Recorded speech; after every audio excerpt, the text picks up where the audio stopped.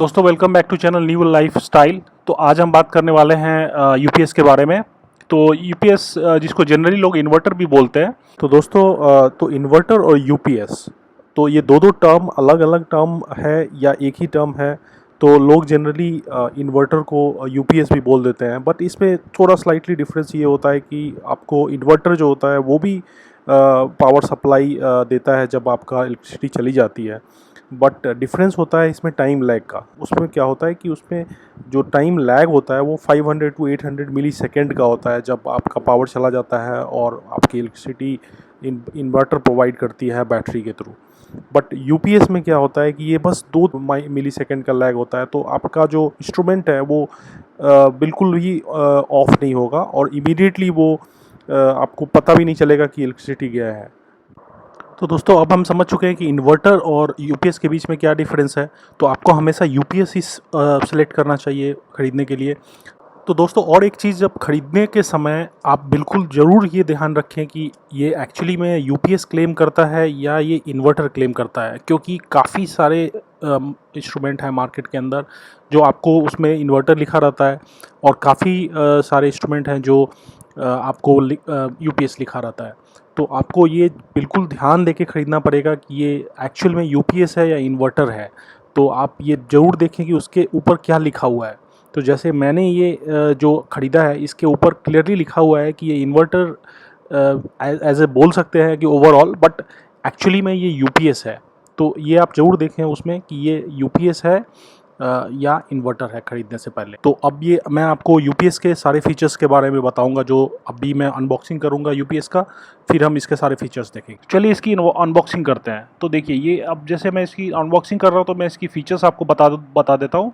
तो मेरे पास जो है वो ये मॉडल जो है वो 1700 मॉडल है, जैसा कि आप देख सकते हैं। तो 1700 मॉडल के अंदर 2 बैटरी सीरीज़ में लगाने पड़ेंगे आपको।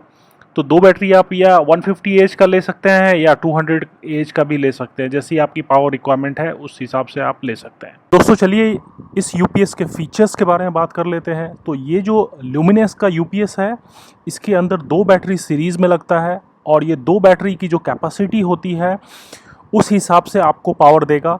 और ये इसका जो पावर मार्किंग है एट 1 आवर 1260 ये वॉट पावर आपको मैक्सिमम दे सकता है। और जो टोटल पावर होगी वो आपकी बैटरी कैपेसिटी के ऊपर डिपेंड करेगी। तो अब ये 1260 वॉट आवर जो पावर है वो लेकिन एक्चुअली में उससे कम होता है। तो ये 1260 जो है वो मैक्सिमम है।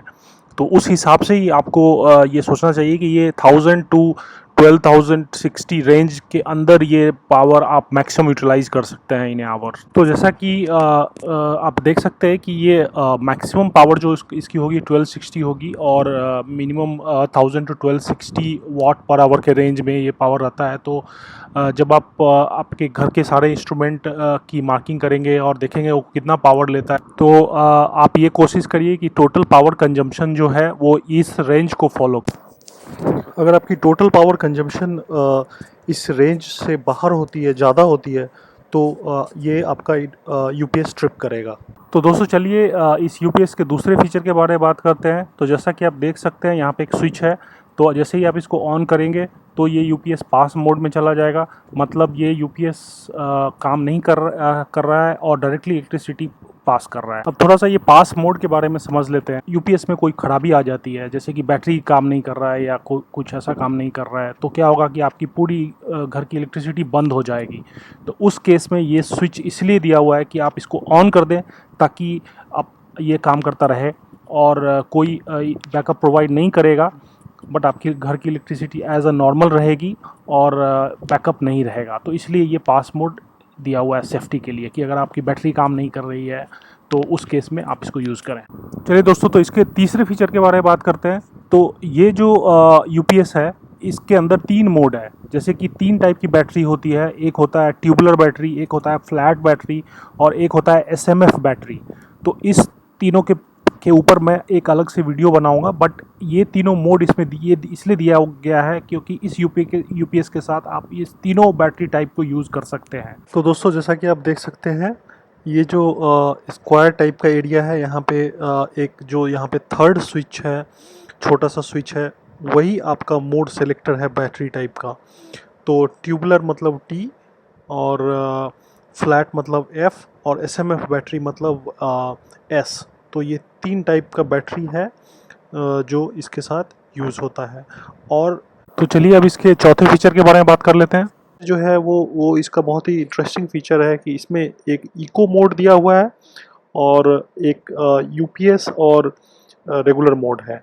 तो आप अगर इसमें देखें तो ये जहाँ पे मैंने बताया था ये थर्ड स्विच है, उसके बगल में एक सेकेंड स्विच है, छोटा सा स्विच है। तो इसके वो ये मोड को चेंज करता है कि अगर मान लीजिए आपके घर में कंप्यूटर चलाना है तो आप यूपीएस मोड में चलाएं। यूपीएस मोड, रेगुलर मोड को यूपीएस मोड बोलते हैं, और इको मोड होता है।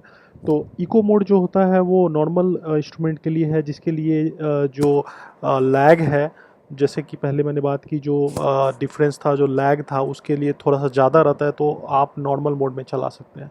लेकिन अगर आपको बिल्कुल भी लैग नहीं चाहिए तो आप यूपीएस मोड में चला सकते हैं। अब जैसा कि दोस्तों हमने बात करी कि यूपीएस मोड में चलाना चाहिए जब आपको कंप्यूटर चलाना है, तो आजकल तो बैटरी बैकअप लैपटॉप इस सब के अंदर होता है, बट कंप्यूटर जो होता है उसके अंदर अगर आपके पास यूपीएस नहीं है तो कंप्यूटर बंद हो जाता है। तो इसलिए ये इसके अंदर यूपीएस मोड है। तो आप यूपीएस मोड को ऑन करें तो ये सभी आपका जितना इंस्ट्रूमेंट आपके घर में चल रहा है उसमें कोई भी लैग नहीं होगा और तुरंत पावर रिस्टोर होता है और कोई भी चीज़ बंद नहीं होती है उसके अंदर।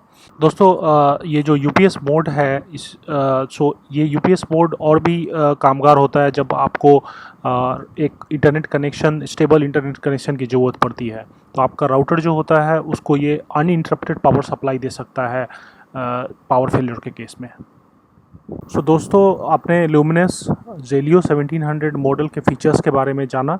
तो अब हम आगे बढ़ते हैं और देखते हैं कि जनरली जो हमारे घर में इंस्ट्रूमेंट है वो कितना वाट पावर कंज्यूम करता है। तो अगर आप देखें तो दोस्तों जो नॉर्मल रेफ्रिजरेटर होता है वो 200 वाट कंज्यूम करता है, और जो टीवी जो होता है 75 वाट कंज्यूम करता है, और फ़ैन 80 वाट कंज्यूम करता है, और ट्यूबलाइट 18 वाट कंज्यूम करता है। तो ये जनरल वाटेज है।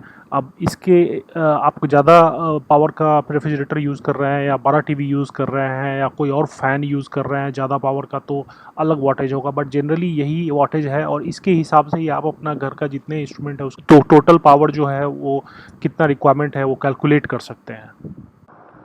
चलिए दोस्तों, तो अब इसकी कनेक्शन कैसी करी हुई है उसको देख लेते हैं। तो इसका बहुत ही बेसिक कनेक्शन अंडरस्टैंड करने के लिए बहुत ही ईजी रहेगा। तो चलिए देखिए ये कैसे इसकी कनेक्शन करी हुई है। तो मेरा जो ये जेलियो का जो बॉक्स है उसके अंदर 2 बैटरी है। देखिए ये पीछे में एक बड़ा बैटरी है और एक आगे में एक बैटरी है, और ये ऊपर का जो पॉइंट है, चार्जिंग पॉइंट है, वो यहाँ पे लगा हुआ है। और एक तरफ से इनपुट और एक तरफ से आउटपुट का ये एक पॉइंट है। तो अब देखिए, अब जैसे यहाँ पे हम लोग इसका कनेक्शन देखेंगे तो उसमें हमें समझ में आएगा कि ये जो बैटरी है इसकी जो कनेक्शन है, ये देखिए ये कनेक्शन सीरीज़ में लगाई गई है।